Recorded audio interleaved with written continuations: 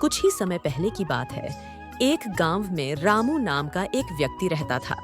वह बहुत ही गरीब था। रामू अपना घर चलाने के लिए मटके बनाकर बाजार में बेचा करता था। लेकिन उसके मटके बहुत जल्दी बिक तो जाते थे, लेकिन उसकी गरीबी वैसे की वैसे ही रहती थी। वह अपने घर में अकेला ही रहता था और वह शिवजी का बहुत ही बड़ा भक्त था। फिर एक दिन रामू शिवजी से बोलता है, महादेव, मैं तो आपकी इतनी पूजा और अर्चना करता हूँ, लेकिन आप तो मेरी पूजा स्वीकार ही नहीं करते। मैं अब और कितनी तकलीफ सहूं? महादेव, अब ये कितने दिनों तक मेरी जिंदगी गरीबी में गुजरेगी? अब आप ही कुछ करिए। महादेव, आप ही कुछ करिए। दया कीजिए महादेव, कृपया आप अपना चमत्कार दिखाइए। महादेव, मुझे यह गरीबी और बर्दाश्त नहीं होती। स्वामी, यह आप क्या कर रहे हैं? आप रामू की मदद क्यों नहीं कर रहे हैं? क्या आपको दिख नहीं रहा है स्वामी? वह कितनी तकलीफ में है। आप उसकी तकलीफों को क्यों नहीं दूर कर दे रहे हैं? बेचारा कितनी तकलीफ में है। आप किसकी बात कर रही हैं? स्वामी, मैं किसकी बात कर रही हूँ? रामू की बात कर रही हूँ। क्या आपको दिख नहीं रहा है रामू कितनी तकलीफ में है? रामू तो आपकी हर समय पूजा करता रहता है। रामू आपका परम भक्त है। मैं जानता हूँ। अरे जानते हैं का क्या मतलब? आपके इस तरह के परम भक्त के प्रति आप इतने ज्यादा कठोर क्यों हैं? आप तो अपने भक्तों के प्रति इतने कठोर नहीं होते हैं। कभी भी आपको उस पर दया नहीं आती है। इस तरह के परम भक्त इंसान को देखकर मुझे भी दया आ रही है। दया तो आती है। तो आप उसके लिए कुछ कीजिए ना प्रभु। क्या करूं? क्या करूं का क्या मतलब? प्रभु, उसकी किस्मत बदल दीजिए। उसके पास ज्यादा पैसे रहेंगे तो वह सुख और शांति से रह पाएगा। प्रभु, और ऐसी बात नहीं है कि उसके पास गुण ही ना हो। अहो पार्वती, वह तो सब उसके किस्मत में लिखा है।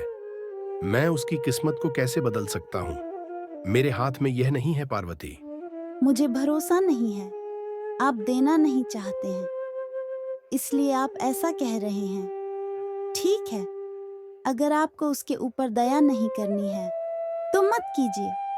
आपके ऐसे भक्त का अपमान और तकलीफ में नहीं देख सकती। प्रभु, उसे मैं दूंगी। ठीक है पार्वती, अगर आपको उसकी मदद करनी है तो कर लीजिए, लेकिन किस्मत का तो लिखा टल नहीं सकता है। उसके किस्मत में जो लिखा है वह तो होकर ही रहेगा। आप कुछ भी नहीं कर पाएंगी। ठीक है प्रभु, मैं देखती हूँ क्या कर सकती हूँ। कोशिश करके देखिए। ठीक है प्रभु। फिर अगले दिन रामू जब मटके लेकर बाजार में बेचने के लिए निकलता है। आज तो इतना अच्छा मौसम हुआ है और देखो कितनी ठंडी ठंडी हवाएं चल रही हैं। लग रहा है आज मेरे मटके भी बिकेंगे अच्छे दामों पे।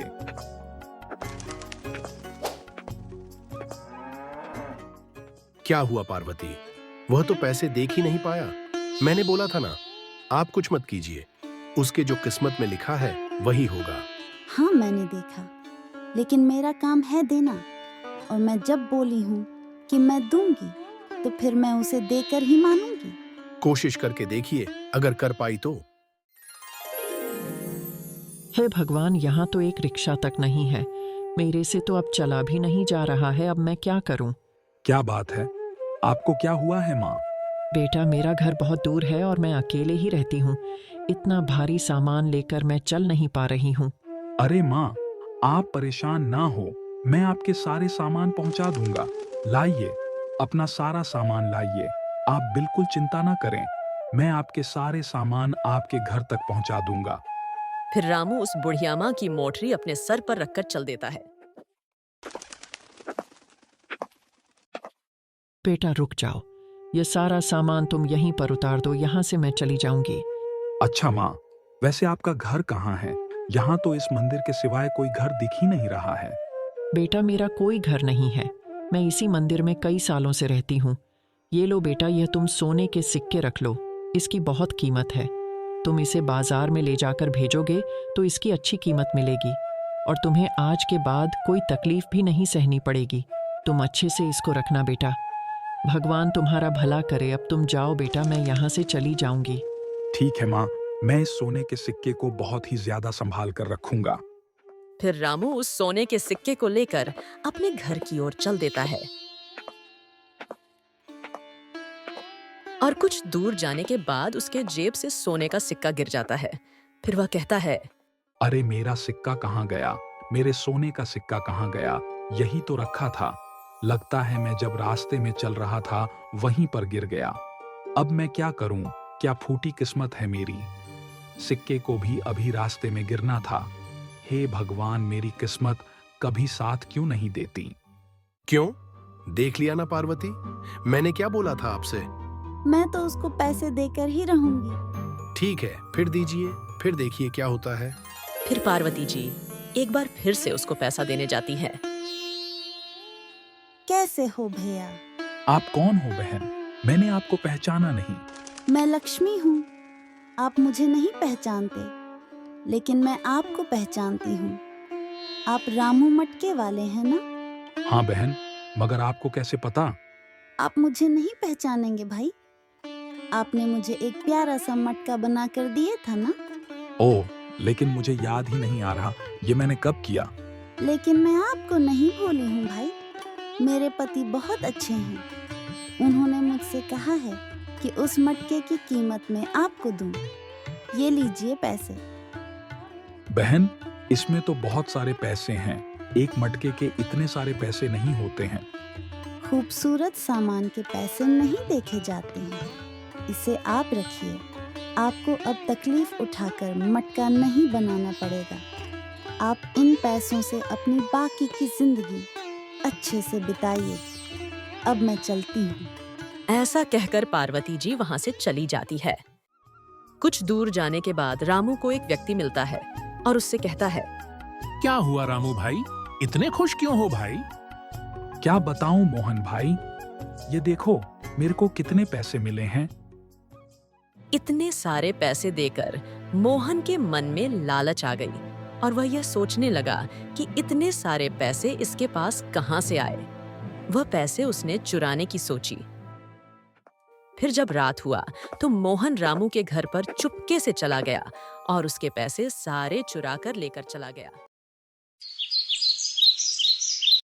जब रामू की आंख खुली सुबह में तो वह देखा कि उसके पैसे चोरी हो चुके थे। अब रामू बहुत ही ज्यादा घबरा गया था और कहने लगा, हे भगवान, इतने सारे पैसे मिले थे, वह भी चोरी हो गए। जब भी पैसे मिलते हैं उसे कोई ना कोई चुरा लेता है। हे महादेव, यह आपकी कैसी लीला है। हाय रे मेरी किस्मत। जब पैसे ही नहीं रहेंगे तो मेहनत करके क्या फायदा होगा। क्या हुआ पार्वती, निराश होकर बैठ गई हो, दुखी हो? हाँ प्रभु। रामू के लिए? हाँ प्रभु, मैं इतनी कोशिश की पर सब पानी में मिल गया। सब उसके खिलाफ हो गया। आप सही बोले थे प्रभु, उसकी किस्मत हम चाहकर भी नहीं बदल सकते हैं। मैंने तो आपसे बोला था, आपने ही मेरी बात नहीं मानी। आपके यहाँ पैसे देने के चक्कर में वह आज भूखा है। उपवास है जो भी हो, लेकिन वह आज तक कभी भूखा नहीं रहा है, समझिए आप। लेकिन प्रभु, बेचारा वह इतनी तकलीफ में था। मैंने उसके ही तो भलाई के लिए किया था यह सब। आपसे मैंने बोला था ना, उसकी किस्मत बदलना हमारे हाथ में नहीं है। मैं अब सब समझ गई प्रभु। यह सब आपकी माया है। प्रभु, अगर आपके भक्तों की किस्मत बदलना आपके हाथ में नहीं तो किसके हाथ में है प्रभु? उनके खुद के हाथों में। मतलब समझी नहीं प्रभु, आप कहना क्या चाहते हैं? मुझे जरा विस्तार में बताइए। पैसों के लिए उसे स्वयं ज्यादा मेहनत करनी पड़ेगी, तभी तो मैं उसकी मदद कर पाऊंगा। हाँ प्रभु, आप सही बोल रहे हैं। पहले कर्म, फिर उसके बाद फल। फिर अगले दिन रामू अपने आंगन में उदास होकर बैठा था। तभी वहां पार्वती जी आती हैं और कहती हैं, क्या हुआ? आप ऐसे क्यों बैठे हुए हैं? आपके दिए हुए सारे पैसे कोई चोर चोरी करके ले गया। तो उससे क्या हो गया? आपके हाथों का तो काम तो बहुत ही अच्छा है। आप एक काम कीजिए, आप 10 मटके बनाकर कल सुबह मेरे साथ रामपुर बाजार में चलिएगा। इससे क्या होगा बहन? अरे चलिए, तो कल सुबह मैं आपको लेकर जाऊंगी, ठीक है? ऐसा कहकर पार्वती जी वहां से चली गई और रामू रात को पूरे दिल और जान लगाकर 10 मटके बनाता है। फिर जैसे ही सुबह होती है, पार्वती जी उसके आंगन में आकर आवाज लगाती है। क्या हुआ, मटके तैयार हो गए रामू भैया? हाँ बहन, मटके तो तैयार हो गए, पर आप इतनी सुबह सुबह यहाँ? अरे सुबह सुबह क्या बोल रहे हैं? चलिए चलिए, देर हो रही है। फिर रामू मटके लेकर पार्वती जी के साथ चल देता है।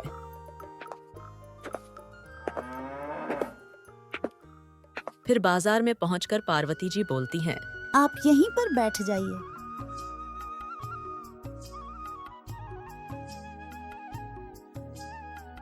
अरे इतने सारे मटके, इतने अच्छे अच्छे। मैंने तो आज तक इतने अच्छे मटके कभी नहीं देखे हैं। अरे वहाँ इतने अच्छे मटके। भैया मुझे 2 मटके दे दो। कुछ ही देर में रामू के सारे मटके बिक जाते हैं।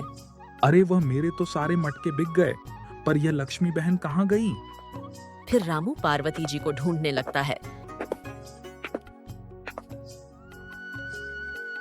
और एक मंदिर के पास जाकर देखा तो मैं सब समझ गया माँ, मैं सब समझ गया। कर्म से बड़ा भाग्य कभी नहीं होता। आज तो आपने मेरी आंखें खोल दी माँ। जय हो माता की जय हो। माँ, मैं यह मटके आपको अर्पित करता हूँ। अब रामू बहुत ही ज्यादा मटके बनाया करता था और उसको बाजार में ले जाकर बेचा करता था। और मटके बनाते समय वह शिव जी की आराधना करते रहता था और भजन गाता रहता था। और इस तरह उसे जीवन में खुश रहने का रास्ता मिल गया।